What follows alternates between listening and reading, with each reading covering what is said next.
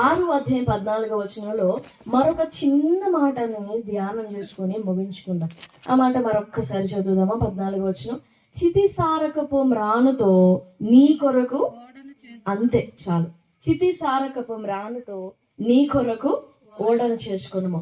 ఆ మాట నోవహు జీవితానికి చాలా పర్సనల్, చాలా వ్యక్తిగతమైనది.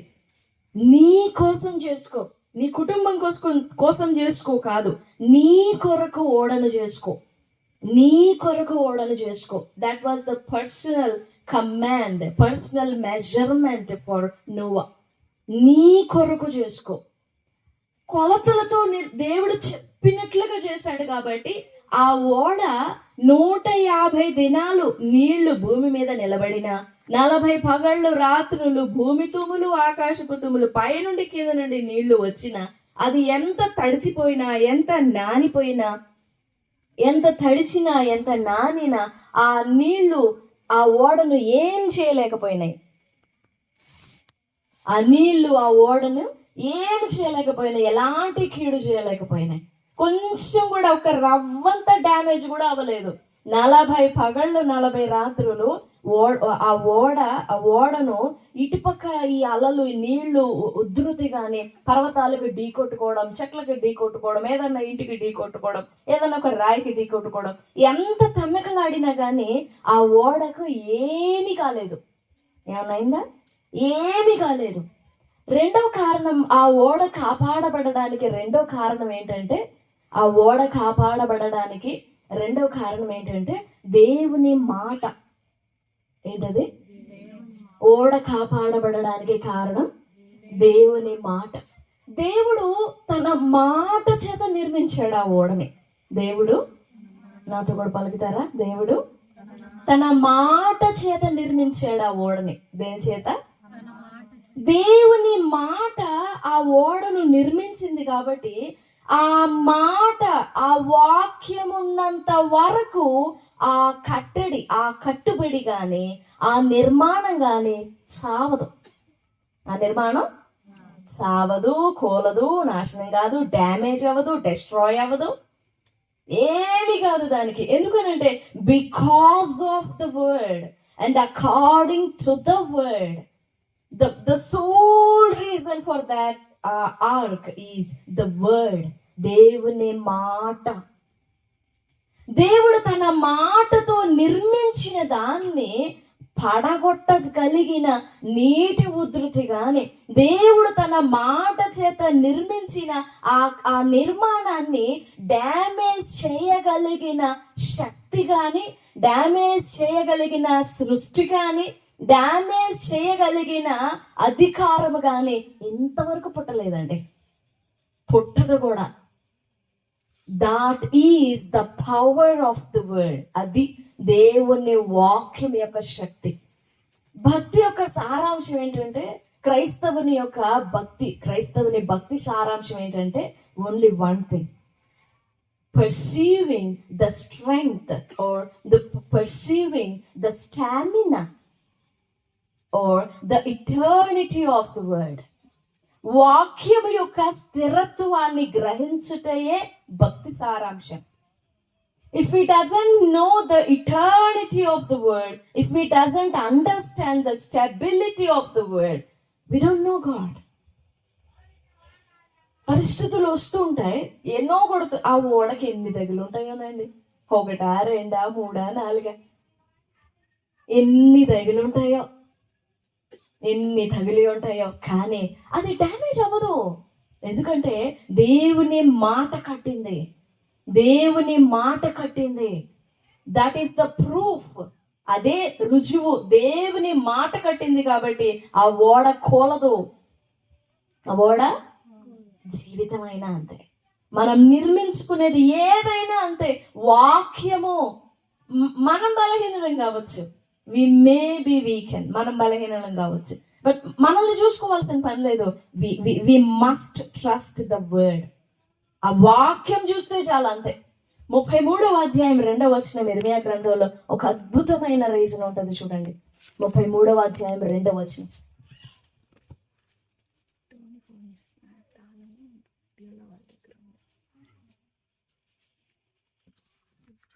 మాట నెరవేర్చు యెహోవా స్థిరపరచవలెనని దాన్ని ఆ మాటను జాగ్రత్తగా చూడండి. మాట నెరవేర్చు యెహోవా స్థిరపరచవలెనని దాన్ని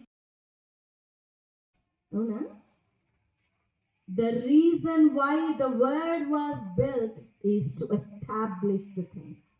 అదే మాట యెషయా గ్రంథంలో మరొక చిగిర్చి వర్ధిల్లునట్లు చేయను, అలాగే నా నోట నుండి వచ్చు వచనమును ఉండును. 11వ వచనం, నిష్ఫలముగా నా యొద్దకు మరలక అది నాకు అనుకూలమైన దాని నెరవేర్చును.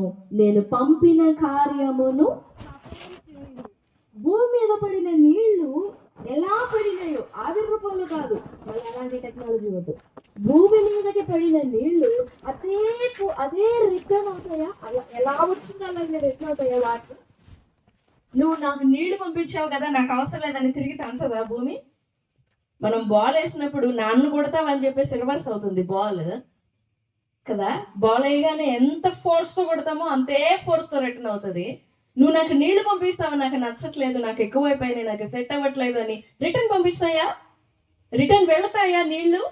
దేవుడు పంపించిన నీళ్లు ఆఫ్టర్ ఆల్ నీళ్ళే కదా, పోతాయా?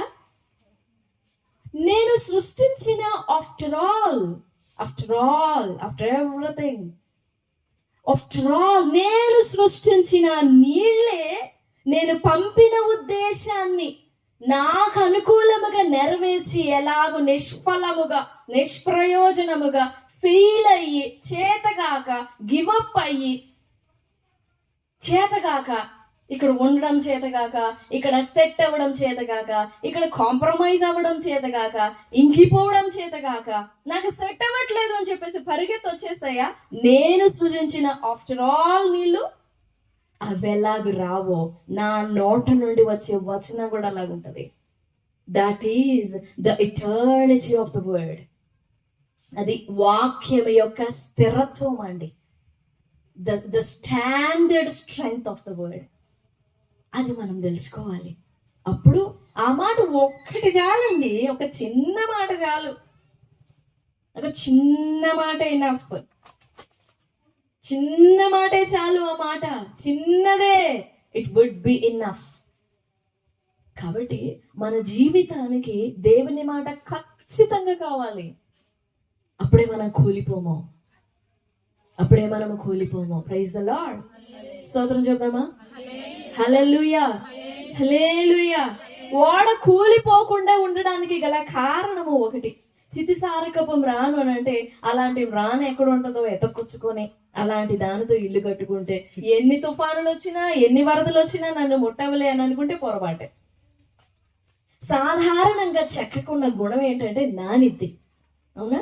ఆ కాపుదల ఉండింది ఆ చెక్కలో కాదు, కాపుదల ఉండింది ఆ మ్రానులో కాదు, ఆ మ్రాను యొక్క ఆ చెక్క కలప యొక్క ప్రత్యేకతలో కాదు. మరి ఎలా కాపాడబడింది ఓడనంటే బికాస్ ద వర్డ్.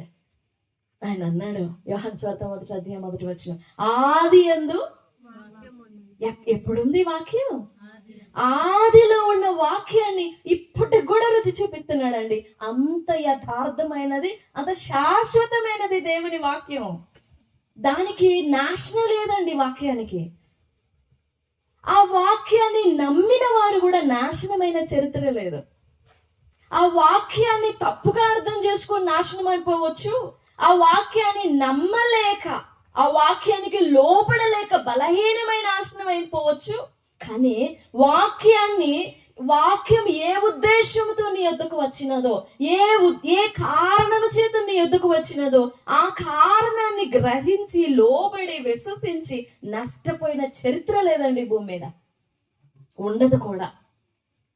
అది వాక్యం యొక్క స్థిరత్వం, డ్యూరేషన్ అన్నమాట. 2 సంవత్సరాల గ్యారంటీ, 3 సంవత్సరాల గ్యారంటీ, 4 సంవత్సరాల గ్యారంటీ. మనం ఇంకేదన్నా తీసుకుంటామా? ఏదన్నా పిండి ప్యాకెట్లు, ఇప్పుడు దోశ పిండి ప్యాకెట్లు వచ్చినాయి, ఎక్స్పైరీ డేట్. మన పెరుగు డబ్బాలు కానీ పాల ప్యాకెట్లు కానీ ఎక్స్పైరీ డేట్ ఉంటుంది చూసారా? వాక్యానికి ఎక్స్పైరీ డేట్ లేదండి. మరి వాక్యానికి ఎక్స్పైరీ డేట్ లేనప్పుడు, అంత స్థిరమైనప్పుడు మనం ఎందుకు భయపడాలి? 33వ అధ్యాయం 2వ వచనం ఇందాక చదివాం కదా, ఇర్మియా గ్రంథం. స్థిరపరచవలెనని దాన్ని నిర్మించు యెహోవాను నామము కలిగిన వహించిన వాడే ఈలాగు సెలవిస్తున్నాడు. చదవండి మరలా. మాట నెరవేర్చు యెహోవా స్థిరపరచవలెనని. దాన్ని నిర్మించు మాట నిర్మింపబడేదే అందుకండి, వాక్యము నిర్మింపబడేదే అందుకు. స్థిరపరచాలి. ద బ్రెత్ ఆఫ్ గాడ్ స్థిరపరచబడాలి. ఆ నిర్మాణం, దేవుడు తను నిర్మించిన మాటని ఎంత స్థిరపరచగలడు, ఆ చిట్ట చివరి కొన వరకు మనము గ్రహించగలిగితే, ఆ చిట్ట చివరి వరకు మనము విశ్వసించగలిగితే మన నేత్రాలు వెలిగింపబడి ఆ వాక్యం యొక్క ఎంత దూరానికి వెళుతుందో, ఎన్ని కాలాలకు వెళుతుందో అంత వరకు మనం చూడగలిగితే మనం నిలబడతాం. అబ్రహాం ఉన్నాడు, వాగ్దాన దేశం చూసాడా? వాగ్దాన దేశం చూసాడా అబ్రహాము? నేను నీకు చూపించే దేశానికి వెళ్ళు, ఆ దేశం నీకు స్వాస్థ్యంగా ఇస్తానని చెప్పాడు. చూసాడు, కానీ అనుభవించాడా? ఎన్ని సంవత్సరాలు వెయిట్ చేశాడు దానికోసం? 100 సంవత్సరాలప్పుడు దాని ఫ్రూట్ కనపడింది, వాగ్దానం యొక్క ఫ్రూట్ కనపడింది. మరి ఎప్పుడు వాగ్దానం చేశాడు అది? 75 ఇయర్స్. ఎప్పుడు? 75 సంవత్సరాలు. 75 సంవత్సరాల మనిషి ఎలాగుంటాడు? 75 సంవత్సరాల మనిషి 75 సంవత్సరాలు వచ్చేంత వరకు ఎప్పుడు వస్తాయా అని వెయిట్ చేశాడు దేవుడు. అబ్రహాము శరీరంలోని బలం ఎప్పుడు ఉడికిపోతుంది, ఎప్పుడు తన శరీర సత్తువ తరిగిపోతుంది, ఎప్పుడు బలహీనం అయిపోతాడు, ఎప్పుడా అని వెయిట్ చేసి మొత్తము కరిగిపోయిన తర్వాత అప్పుడు చెప్పాడు, అబ్రహమా నేను నిన్ను గొప్ప జనంగా చేస్తాను, నువ్వు లేచి నేను చూపించే దేశానికి వెళ్ళు. అదేదో ముందే చెప్పొచ్చు కదా అని అంటే, no I'm waiting for this time. అప్పుడు ముందే చెప్పాడు అనుకో, విశ్వాసం ఉండదు అబ్రహాంకి, తన బలం మీద ఆధారపడేవాడేమో. వెయిట్ చేశాడు. 75వ సంవత్సరంలో పిలిచి నేను చూపించే దేశానికి బయలుదేరని చెప్పి, సరే బయలుదేరాడు. 75వ ఏట. మాట అనంటే త్వరగా యాక్షన్ జరుగుతుంది కదా, త్వరగా కార్యం జరుగుతుంది కదా అనే నమ్మికతో బయలుదేరాడు అబ్రహాం. పాదం పెట్టడానికి చోటు కూడా లేకుండా బయలుదేరాడు. ఎక్కడికి వెళ్ళాలో ఎరగకుండానే బయలుదేరాడు. విశ్వాసం బయలుదేరచేసి దేవుడు ఒక వ్యక్తిని కట్టే విధానం ఏంటంటే, ఆ వ్యక్తిని ఫస్ట్ వ్యక్తిగతంగా నిర్మిస్తాడు. ఫస్ట్ ఆఫ్ ఆల్ వ్యక్తిని వ్యక్తిగతంగా నిర్మిస్తాడు. ఆ వ్యక్తిలో నుండి అనేకమైన ఆశీర్వాదాలు రావాలన్నా, ఆ వ్యక్తి దీవెన పొందాలన్నా, తన సొంత జీవితానికి ఆశీర్వాదం కావలసి వచ్చినా ఫస్ట్ దేవుడు చేసేది మాత్రం పర్సనల్ గా కడతాడు. కట్టి ఆ తర్వాత తనకి కావలసిన ఆశీర్వాదం ఇస్తాడు. ముందే ఇచ్చేసాడు అనుకోండి, ఈ టైంలోనైతే నీ ఆశీర్వాదం నాకు చాలా సరిపడుతుంది, నాకు ఇన్నఫ్ గా సాటిస్ఫై అవుతుంది, ఈ వయస్సులో, ఈ సంవత్సరంలో, ఈ కాలంలో, ఈ అత్యవసర పరిస్థితుల్లో నీ కార్యం జరిగిపోతే నేను భయపడే పని ఉండదు దేవా, తర్వాత నువ్వేమైనా చేయాలంటే చేసుకో అని అంటే, మనల్ని పర్సనల్ గా వ్యక్తిగతంగా కట్టకుండా దేవుడు ఒకవేళ ఆశీర్వాదం ఇస్తే దాన్ని నిలబెట్టుకోవడం మనకి చేత కాదు. దాన్ని చేత అయిద్దా? నిలబెట్టుకోవడం చేత కాదు. దాన్ని పక్కన పెడితే ఆ ఆశీర్వాదాన్ని పట్టేసుకొని పరిగెడతాం ఇక దేవుని దగ్గరికి చిక్కకుండా. అప్పుడు ఆ ఆశీర్వాదం మనకు ఉపయోగపడదు. దేవునికి దూరమైన ఆశీర్వాదం ఎట్లా పనిచేస్తుంది? అది అలైవ్ గా, అది క్రియారూపం ఆ ఆశీర్వాదం క్రియారూపం దాల్చాలి అని అంటే దేవుని దగ్గర ఉన్నప్పుడే. దేవుని దగ్గర నుండి దూరం అయిపోయినాక ఆశీర్వాదం ఎక్స్పైర్ అయిపోద్ది. ఆశీర్వాదం పనిచేయదు. ఏదో 2-3 ముక్కలుగా అట్లా జస్ట్ అట్లా రంగు కనపడుతుందేమో, టేస్ట్ కనపడుతుందేమో, కానీ నిలబడుతుంది. అందుకనే దేవుడు, ప్రేమ కలిగిన దేవుడు చేసేది అదే. ఫస్ట్ వ్యక్తిగతంగా కడతాడు, నేర్పిస్తాడు, ఆయన మీద ఆధారపడడం నేర్పిస్తాడు, ఆయనకు లోబడ్డం నేర్పిస్తాడు. ఇవన్నీ నేర్చుకున్న తర్వాత ఇక ఆశీర్వాదం కొరకైన ప్రార్థన ఉండదు. యు డూ యువర్ విల్ అని అంటాం, నీ చిత్తం జరిగించయ్యా అని అంటాం. నోవహుకు చేసింది కూడా అది. ఫస్ట్ నీ కొరకు ఓడని కట్టుకో, అని చెప్పి దేవుడు వెయిట్ చేశాడు. ఓడ నిర్మాణం పూర్తవ్వగానే లోపలికి పంపించేలా, మీరు వెళ్ళండి ఓడ లోపలికి అని చెప్పి 7 దినాలు వెయిట్ చేయించాడు దేవుడు. మీరు లోపలికి వెళ్ళండి, 7 దినముల తరువాత 40 పగళ్ళు 40 రాత్రులు ఏమొస్తుంది? తుఫాన్ వస్తుందా? వర్షం కురిపిస్తాను నేను. 7 దినములు వెయిట్ చేయండి. ఎందుకు 7 దినాలు? 7 సంఖ్య ఎందుకు? వాటన్నిటిని ఆ తూములు ఈ తూములన్నిటిని రెడీ చేసుకోవడానికి 7 దినాలు పట్టిందా? మరి ఎందుకు? Will he stay there after 120 years? 120 సంవత్సరాలు కట్టాడు. 120 సంవత్సరాల తర్వాత మళ్ళా 7 రోజులు వెయిట్ చేయించాడు దేవుడు. ఆలస్యం చేశాడు దేవుడు. ఎలాంటి రియాక్షన్ లేదు. దెన్ 7 దినాల తర్వాత బంధించేసి అప్పుడు విప్పాడు తూములన్నిటిని. ఫస్ట్ వ్యక్తిగతంగా కట్టబడాలండి మనం. దేవుని ప్రాసెస్ అయితే అదే. దేవుని ప్రాసెస్ అయితే అది మాత్రమే ఉంటుంది. ఆ తర్వాత ఇంకా మిగతాదంతా నిన్ను పర్సనల్ గా కట్టిన తర్వాత ఇంకా నాది, నేను, నాకు, నన్ను, నాతో, నేను అనే మాటలు ఉండవు. ఇంకా అనే మాటలు ఉండవు, రావు. అసలు మనకు అర్థం కూడా కాదు. నేను, నాది, నన్ను, ఇంకా అసలు ఆ భాష తెలియదు మనకి. అంత రిక్తముగా కడిగేస్తాడు పర్సనల్ గా, వ్యక్తిగతంగా మనల్ని నిర్మించేటప్పుడు. అలా నిర్మించిన తరువాత అనేకులకు, ఎంతమందికి మనం దీవెనగా ఉండాలో అంతమంది కొరకు మనల్ని రెడీ చేస్తాడు. అయితే ఈ వ్యక్తిగతంగా కట్టబడే జీవితము నిలకడగా నిలబడాలంటే ఖచ్చితంగా దేవుని పరిశుద్ధాత్మ యొక్క మాటలే. గమనించండి, వాక్యం అంటే అన్ని కాదు. వాక్యం అంటే మనకి దొరికినవి మంచి మంచి మాటలన్నీ యెషయా గ్రంథంలో ఒకటి, ఆది కాండంలో ఒకటి, రోమాల్లో ఒకటి, కీర్తనల్లో ఒకటి, సామెతల్లో ఒకటి, మనం ఏరుకొని అన్ని లైన్గా పెట్టుకొని ఇంకా వరుసగా ప్రార్థన చేయడం కాదు. We should be led by the word. దేవుడు మాట్లాడాలి. వాక్యానికి ఒక ఉద్దేశం ఉందండి. వాక్యానికి ఒక ప్రణాళిక ఉంది. వాక్యానికి ఒక ఆలోచన ఉంది. వాక్యానికి ఒక దృష్టి ఉంది. ఒక క్లాస్ టీచర్, ఒక టీచర్ స్టూడెంట్ కి, ఒక టీచర్ తన పిల్లలందరూ, స్టూడెంట్స్ అందరి విషయంలో ఒక ప్లాన్ ఉంటది. ఈ పిల్లోడికి, ఈ స్టూడెంట్ కి ఎంత పోర్షన్ నేర్పించాలి, ఎంత వరకు నేర్పించాలి, వాడిని అది చదవటానికి ఎంత ఫోర్స్ చేయాలి, ఎంత గద్దించాలి. కొడితే చదువుతాడా? మాట్లాడితే చదువుతాడా? టీచర్కి ఒక దృష్టి ఉంటుంది. ఉండదా? ఒక దృష్టి ఉంటుంది. ఒక రైతుకి తన పొలం అంతటి మీద ఒక దృష్టి ఉంటుంది.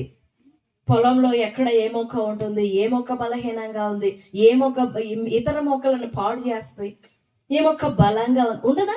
ఆలోచన ఉండదా? ఒక దృష్టి ఉండదా? ఒక ఐడియా ఉండదా? మరి వాక్యానికి ఎందుకు ఉండదు? వాక్యానికి కూడా ఒక దృష్టి ఉంది. వాక్యానికి కూడా ఒక ఆలోచన ఉంది, ఒక పర్పస్ ఉంది. నేను విధించిన దానిని, నాకు చదివాం 55లో, నేను పంపిన దానిని, నేను ఏ ఉద్దేశంతో పంపించానో అది నాకు అనుకూలమైన దాన్ని నెరవేర్చుచు సఫలం చేస్తుంది. నేను ఏ కార్యమైతే యోచించానో దాన్ని చేసేస్తుంది వాక్యము. నోవహు నీ కొరకు ఓడ కట్టుకో అన్నప్పుడు నోవహుకు అర్థమైనది, మా 8 మందిని కాపాడతాడేమో అని అనుకుని ఉంటాడు. కానీ కాదు. ఇప్పుడు భూమి మీద జీవము కలిగిన వాళ్ళందరూ వచ్చినది ఆ నోవహులో నుండి. ఆ నోవహులు, ఆ ఓడలో భద్రపరచబడిన మనం అందరం కూడా, కాపాడబడిన మనం అందరం కూడా. నోవహుకి తెలియదు, కానీ మనం కాపాడబడ్డాం. కారణం నోవహు.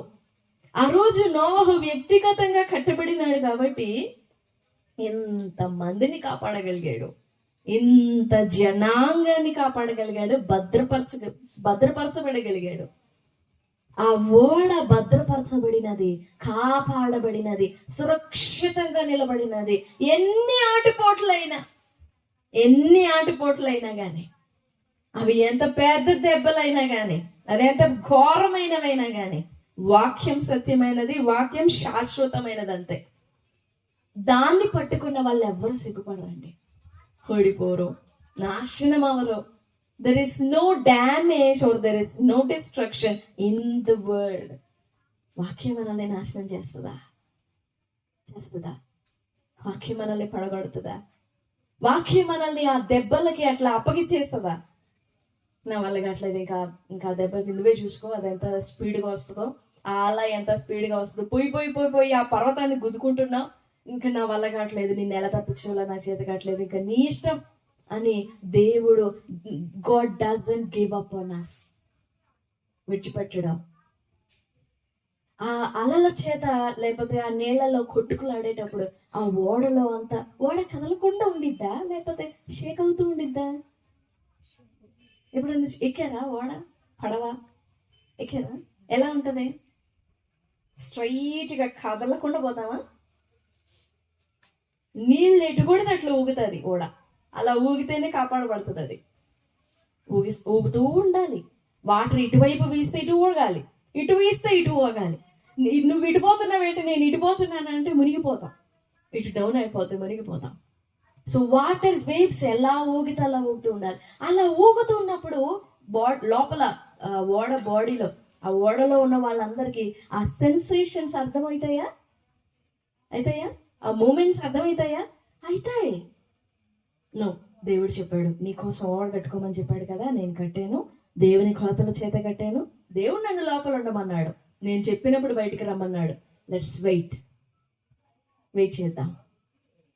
భయపడి ఆ ఓడ తలుపులు పగిలిపోయేటట్లుగా అరిచి కేకలేసి, అప్పుడు ఏనుగులు కూడా కాపాడాడు, మరి డైనోసార్స్ కూడా కాపాడాడు, పెద్ద పెద్ద జంతువులు. మీరు పడవండి, పైకి వెళ్ళిపోదాం మనం అందరం కలిసి, మనం ఈ అలలకి తట్టుకోలేమని వాటిని పురికొల్పలేదు నోవహు.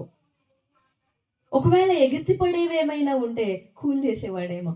దేవుడు చెప్పాడు, ఆగండి, వెయిట్ చేయండి. దేవుడు చెప్పాడు. పాములు కూడా లోబడ్డాయండి. ఏది ఆ రోజు మోసం చేసింది, ఆ పాము కూడా లోబడిందే, చీమలతో సహా. ఎప్పుడు ఎగురుతా ఉంటాయి కాకులు, ఒక చోట కాలు నిలవదు, అవి కూడా లోబడ్డాయి. ఎందుకు అనంటే తన నిర్మింపబడ్డాడు, వాక్యము చేత నిర్మింపబడ్డాడు. ఆ ఓడ కట్టినదే వాక్యము చేత, దేవుని మాట చేత. ఆ మాటే కాపాడింది, తన ఆలోచనల్ని కాపాడింది, తన మనస్సుని కాపాడింది, హృదయాన్ని కాపాడింది, భయాన్ని కాపాడింది, ధైర్యాన్ని కాపాడింది, దృష్టిని కాపాడింది, తన ప్రాణాన్ని కూడా కాపాడింది. వాక్యం ఒక ఆత్మని కాదండి కాపాడేది, నిలువెల్ల జీవితాన్ని కాపాడుతుంది. That is the power. అది వాక్యం యొక్క సత్వ శక్తి. దాన్ని స్థిరపరచవలెనని దాన్ని నిర్మించు యెహోవా అను నామము వహించిన వాడే ఈలాగ సెలవిచ్చుచున్నాడు. ఏమని? నాకు మొరపెట్టండి, నేను నీకు ఉత్తరం ఇచ్చేదను. యెహోవా అను నామము వహించిన వాడు, మాట ఇచ్చి దాన్ని స్థిరపరచవలనని, దాన్ని నెరవేర్చవలనని ఉద్దేశించిన దేవుడే మాట్లాడుతున్నాడు కదా, నాకు మొరపెట్టండి అని. మీరు గ్రహింపలేనివి గూఢమైన సంగతులు, మర్మాలు మీకు తెలియపరుస్తానంటున్నాడు. ఆయనే చెప్పాడు, నాకు మొరపెట్టండి, నన్ను అడగండి, నన్ను వెదకండి, నాకు మొరపెట్టండి. ఓడలో ప్రార్థన జరిగి ఉంటుందా?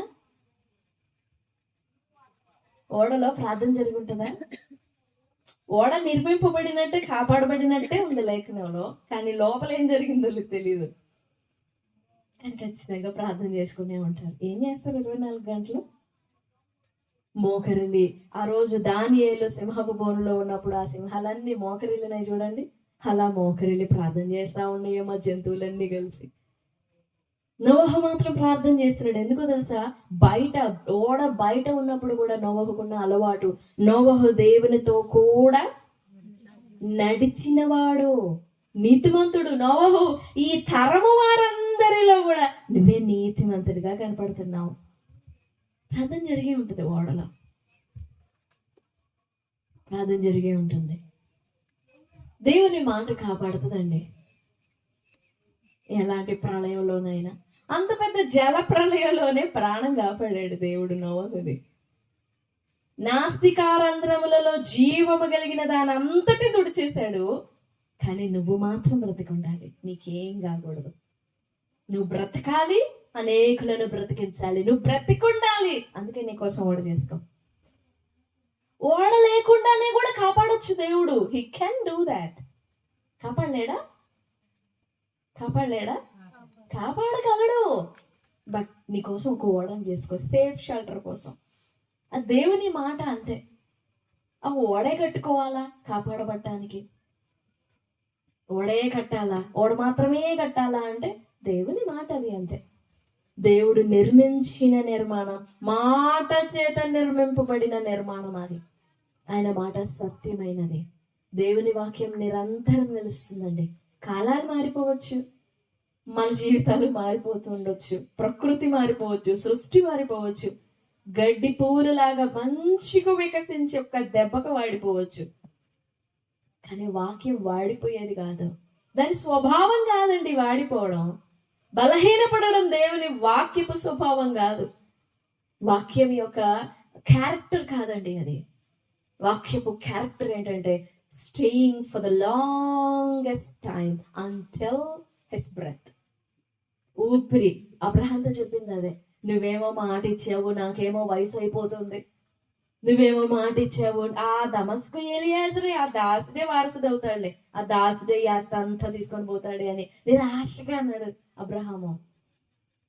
డౌట్ వచ్చింది, చాలా భయం వేసింది. నా వయసు అయిపోతుంది, నేను ఎలా చూడగలను నీ కార్యాలన్నీ? నో, నాట్ పాసిబుల్ అన్నాడు.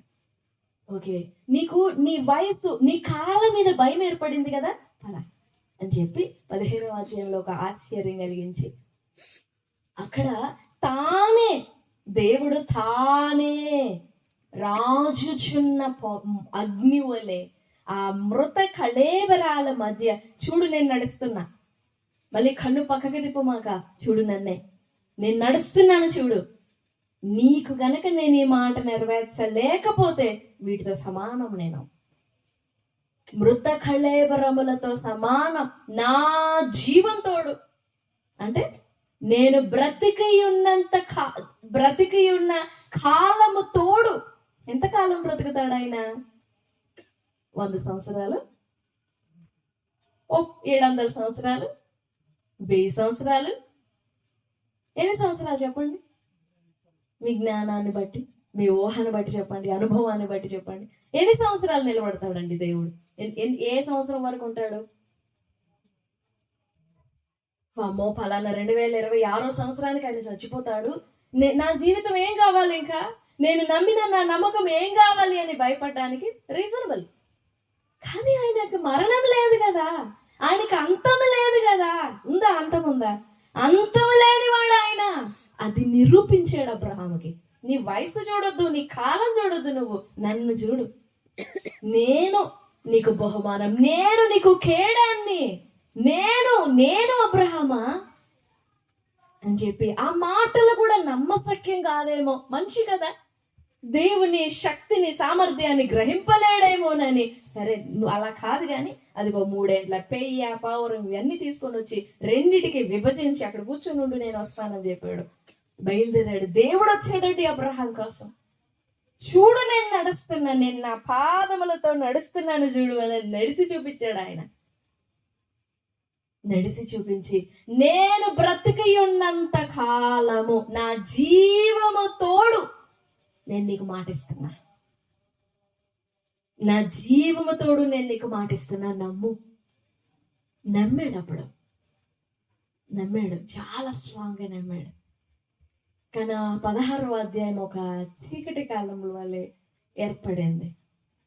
కానీ 15వ అధ్యాయంలో విశ్వసించిన విశ్వాసం ఎప్పుడు ఫలించిందంటే 17వ అధ్యాయంలో ఫలించింది.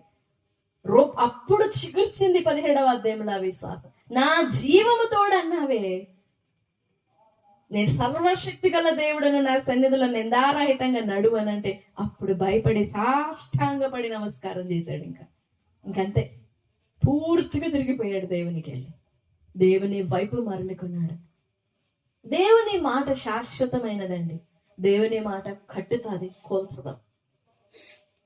ఆ మాట మీద ప్రాణం పెట్టుకున్న వారు, ఆ మాట మీద నమ్మకం పెట్టుకున్న వారిని కూడా కూలగొట్టడు, కూలనివ్వడు, సొమ్మసిల్లనివ్వడు, కృంగిపోనివ్వడు. నోవహును కాపాడిన దేవుడు నోవహును జ్ఞాపకం చేసి ఆ జల ప్రళయం అంతా ముగించిన తర్వాత గుర్తు చేసుకున్నాడు. ఆయన గుర్తు చేసుకున్నాడు కాబట్టి అది ఆగిపోయింది. గుర్తు చేసుకుంటాడు దేవుడు. నోవహును ఆ ఓడలో ఉన్న వారందరినీ కూడా జ్ఞాపకం చేసుకొని మీరు రండి బయటికి అని స్వాగతించాడు దేవుడు. చక్కగా ప్రాణంతో బయటకు వచ్చారండి. ప్రాణంతో బయటకు వచ్చేటప్పుడు లోపలికి వెళ్ళిన జీవితాలు ఒకటి, బయటకు వచ్చినప్పుడు జీవితాలు వేరు. ఓ అద్భుతమైన మహిమ కలిగిన జీవితాలతో వచ్చుంటారు బయటికి. ఆ ఓడలో నుండి జల ప్రళయం దాటిన వారు ఇంకా దేన్నైనా దాటగలరు వారు. వ్యక్తిగతంగా మనల్ని నిర్మిస్తాడు. మాట మనల్ని స్థిరపరుస్తుంది, మాట మనల్ని శాశ్వతంగా నిలబెడుతుంది. ఆ మాట చచ్చిపోదు, ఆ మాట నిలబడుతుంది, నిలబెడుతుంది, మనల్ని కూలనివ్వదాం. అదే మాట 33వ అధ్యాయం 2వ వచనం. దాన్ని నెరవేర్చవలెనని, దాన్ని స్థిరపరచవలెనని దాన్ని నిర్మించు యెహోవా. హీ ఫార్మ్స్ ద వర్డ్, రూపిస్తాడు. ఎందుకు అని అంటే దాన్ని స్థిరపరచాలి అని, రూపించేదే దాన్ని స్థిరపరచాలని. ఇక ఆ మాట ఇచ్చిన తర్వాత, ఆ మాటలో మనల్ని నడువ చేసిన తరువాత, ఆ వాక్యములో నడుస్తున్న మనము, ఆ వాక్యములో నడిపింపబడుతున్న మనము ఆ వాక్యం యొక్క స్థిరత్వాన్ని గ్రహించాలి. ప్రభు సన్నిధిలో వేడుకోవాలి, దేవా నీ వాక్యం ఎంత స్థిరమైనదో నేను గ్రహించినట్లు నా ప్రాణానికి నేర్పు, నా ఆత్మకు నేర్పు, నా మనసుకు నేర్పు, నా జీవితానికి నేర్పయ్యా అని ప్రభు సన్నిధిలో వేడుకుందాం. నోవహు ఎలా ధైర్యంగా ఓడ లోపలికి వెళ్ళిపోయాడో అదొక మరణం లాగా ఉంటుంది చూసేవారికి. ఆ ఓడ లోపలికి వెళ్ళేటప్పుడు ఇదేంది, అదేదో పెద్ద గుహలాగా కట్టుకున్నాడు, దాంట్లోకి పోవటం ఏంటి, గాలెట్టాడింది. అదొక విశ్వాసం. ధైర్యంగా వెళ్ళాడు ఓడలోనికి, అలాగే వచ్చాడు బయటికి, ఇంకా మహిమతో వచ్చాడు బయటికి. ఎందుకంటే నమ్మకం. ఎంత నమ్మకం కావాలో తెలుసా? జలప్రళయం అంటున్నాడు, భూమి తూములు విప్పుతానంటున్నాడు, ఆకాశపు తూములు విప్పుతానంటున్నాడు, భూలోక వాసులందరినీ తుడిచేస్తానంటున్నాడు. ఇదేందో ఓడలాగా ఉంది. ఎలా? భయం కలగదా? మనం చూసినవి అయితే కొంచెం భయం, టెన్షన్ ఉండదు అనుకోండి. కొత్తగా అది చూడగానే గుండె జారిపోతాయి. కానీ అలాగైపోలే నోవహు. ధైర్యంగా పోయాడంట. తను మాత్రమే కాదు, తన కుటుంబాన్ని కూడా తీసుకొని పోయినాడు. తన కుటుంబం మాత్రమే కాదు, చీమలు, పురుగులు, బల్లులు, మనకు కనపడేవి, కోతులు, ఇంకా కుక్కలు, పిల్లులు, వీటన్నిటిని కూడా తీసుకొని వెళ్ళాడు. రండి మీరు నాతో కూడా, నేను మిమ్మల్ని కాపాడుతా, మిమ్మల్ని నా సంరక్షణ క్రింద ఉంచాడు దేవుడు, రండి నేను మిమ్మల్ని కాపాడుతానని తీసుకెళ్ళాడు. కాపాడబడ్డాడు. నోవహు కాపాడబడిన కారణము, ఉద్దేశము ఆ కలప యొక్క ప్రాముఖ్యత కాదు, లేదా ఆ కలప యొక్క విశేషత అంతకంటే కాదు. కానీ నోవహు కాపాడబడిన ఉద్దేశము దేవుని మాట. ఆ మాట కాపాడింది, నిలబెట్టింది, భద్రం చేసింది. ఈ రాత్రి ప్రభు వైపు చూద్దాం. దేవా నీ మాట యొక్క స్థిరత్వాన్ని గ్రహించినట్లుగా చాలదు ప్రాణానికి ధైర్యం, చాలదు మనసుకి. ఈ భూమి మీద ఈ భూ సంబంధమైన ఈ పరిస్థితులు, ఈ వాతావరణం చూసినప్పుడు ఆత్మ సంబంధమైన కార్యాన్ని నమ్మడం శక్యం కాదు. కానీ నా ప్రాణానికి నేర్పండి అని ప్రభు సన్నిధిలో వేడుకుందాం. ఒక క్రైస్తవుని యొక్క స్టెబిలిటీ ఇందులోనే ఆధారపడి ఉంది. ఒక క్రైస్తవుని యొక్క విధి ఏంటంటే ఆయన నమ్ముతున్న మనము ఆయన డ్యూరేషన్, ఆయన లాంగిటివిటీ తెలుసుకోవద్దా? ఆయన నమ్ముతున్నాం కదా, మరి ఆయన నమ్మినప్పుడు ఆయన ఎంతకాలం ఉంటాడో తెలుసుకోవాలిగా. అది మన కర్తవ్యం, అది మన ధర్మం, అది మన విధి.